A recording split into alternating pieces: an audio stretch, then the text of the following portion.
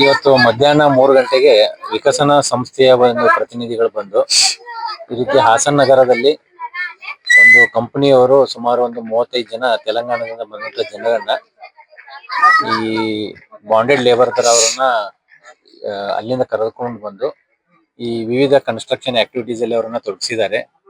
ಮತ್ತು ಮೂಲತಃ ಅವರು ಅದರಲ್ಲಿ ಚಿಕ್ಕ ಮಕ್ಕಳು ಇದ್ದಾರೆ. ಅಲ್ಲಿ ಯಾವುದೇ ಮೂಲಭೂತ ಸೌಕರ್ಯ ಇಲ್ಲ. ಮಕ್ಕಳಿಗೂ ಕೂಡ ಏನೆಲ್ಲ ಸವಲತ್ತುಗಳನ್ನು ಕೊಡಬೇಕು ಆ ರೀತಿ ಸವಲತ್ತುಗಳನ್ನ ಪಡೆದು ಒಂದ್ ಕಡೆ ಇರುವಂತ ವ್ಯವಸ್ಥೆಯನ್ನ ಮಾಡಿದ್ದಾರೆ. ತಮ್ಮದೇ ವಾಹನದಲ್ಲಿ ಜನರನ್ನ ಎಲ್ಲಿ ಕನ್ಸ್ಟ್ರಕ್ಷನ್ ಕೆಲಸಗಳಿರ್ತವೆ, ಕಟ್ಟಡ ಕಾಮಗಾರಿಗಳು ಅಲ್ಲಿ ಕರ್ಕೊಂಡು ಹೋಗೋದು ಬೆಳಿಗ್ಗೆ 8 ಗಂಟೆಗೆ, ಮತ್ತೆ ಸಂಜೆ 6 ಗಂಟೆಗೆ ಅವ್ರನ್ನ ಇಲ್ಲಿ ತಂದು ಬಿಡೋದು. ಅವರಿಗೆ ಪ್ರತಿದಿನ ಅವರನ್ನ ಕರೆದುಕೊಂಡು ಬರ್ಬೇಕಾದ್ರೆ ಯಾರೋ ಒಬ್ರು ಮೇಸ್ತ್ರಿ ಅನ್ನೋರು ಅವರೊಂದಿಗೆ ಅವರು ತೆಲಂಗಾಣದಲ್ಲಿ ಅವರ ಫ್ಯಾಮಿಲಿ ಅವರು ಇದ್ದಾರೆ, ಅವ್ರ ಜೊತೆ ಮಾತನಾಡಿಕೊಂಡು ಈ ರೀತಿ ಕೆಲಸದಕ್ಕೆ ಕೊಡಿಸ್ತೀವಿ, ಪ್ರತಿ ದಿವಸ ಒಂದು 500 ರೂಪಾಯಿ ಸಂಬಳವನ್ನು ಕೊಡ್ತೀವಿ ಅಂತ ಹೇಳಿ ಕರ್ಕೊಂಡ್ ಬಂದಿದ್ದಾರೆ.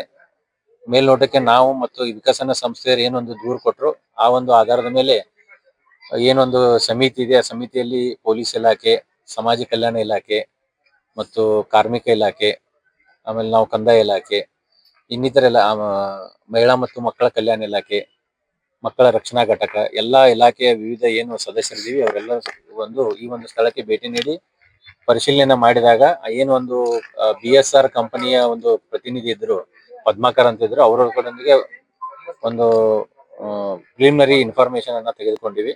ಅವರು ಹೇಳೋ ಪ್ರಕಾರ 30 ಜನ ಇದ್ದಾರೆ. ಅವರು ಈಗ ಬೇರೆ ಬೇರೆ ಇಲ್ಲಿ ಒಂದು ಸರ್ಕಾರಿ ಆಸ್ಪತ್ರೆ ಕೆಲಸಗಳನ್ನ ಮಾಡ್ತಾ ಇದ್ರು. ಇಲ್ಲಿ ಕೆಲಸ ಮುಗಿದ ಮೇಲೆ ಈಗ ಕಟ ಎತ್ತರ ಒಂದು ಯಾವುದೋ JJM ಕೆಲಸಗಳಲ್ಲಿ ತೊಡಗಿದ್ದಾರೆ. ಅವ್ರು ಬರ್ತಾರೆ, 6 ಗಂಟೆಗೆ ಬರ್ತಾರೆ ಅಂತ ಹೇಳಿದ ಅದರ ಮೇಲೆ ಏನು ತೆಲಂಗಾಣದಿಂದ ಬಂದಿದ್ರು ಕಾರ್ಮಿಕರು, ಅವರೊಂದಿಗೆ ನಾವು ಚರ್ಚೆಯನ್ನ ಮಾಡಿ ಮೇಲ್ನೋಟಕ್ಕೆ ಇದು ಏನಪ್ಪಾ ಅಂದ್ರೆ ಸಾಬೀತಾಗಿರುವ ಹಿನ್ನೆಲೆಯಲ್ಲಿ ಅವರನ್ನ ಇಲ್ಲಿಂದ ಒಂದು ರೆಸ್ಕ್ಯೂ ಮಾಡಿ ನಮ್ಮ ಸಮಾಜ ಕಲ್ಯಾಣ ಇಲಾಖೆಯ ಒಂದು ವಿದ್ಯಾರ್ಥಿನಿಯಲ್ಲಿ ಅವರಿಗೆ ಇರಿಸುವಂತ ವ್ಯವಸ್ಥೆಯನ್ನ ಮಾಡಿದೀವಿ.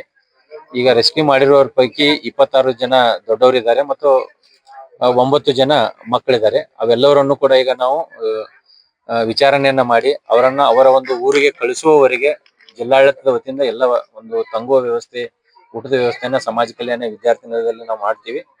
ನಾಳೆ ಅದನ್ನ ಎನ್ಕ್ವೈರಿ ಮಾಡಿ ಎನ್ಕ್ವೈರಿ ರಿಪೋರ್ಟ್ ಜೊತೆಗೆ ಯಾರು ತಪ್ಪಿತಸ್ಥರಿದ್ದಾರೆ ಅವ್ರ ಮೇಲೆ FIR ಮಾಡೋ ಸಲುವಾಗಿ ನಾವು ಕ್ರಮವನ್ನ ತೆಗೆದುಕೊಳ್ತೀವಿ. ಎಷ್ಟು ವರ್ಷದಿಂದ ಇವರು ನಾವು ಈಗ ಒಂದು ಕಾರ್ಮಿಕರನ್ನ ವಿಚಾರಿಸಿದಾಗ ಅವರು ಕಳೆದ 6 ತಿಂಗಳಿಂದ ಇಲ್ಲಿ ಕೆಲಸಕ್ಕೆ ಬಂದಿದ್ದಾರೆ ಅಂತ ಹೇಳಿದ್ದಾರೆ.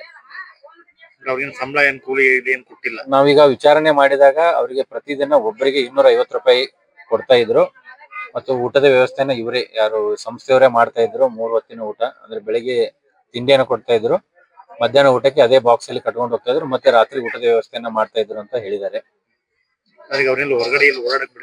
ಅಂದ್ರೆ ಅವರನ್ನ ಈಗ ಅವರು ಊರಿಗೆ ಹೋಗೋ ಸಲುವಾಗಿ ಅಂದ್ರೆ ಅವರಿಗೆ ಲಿಮಿಟೆಡ್ ರೆಸ್ಟ್ರಿಕ್ಷನ್ಸ್ ಅನ್ನ ಹಾಕಿದ್ರು.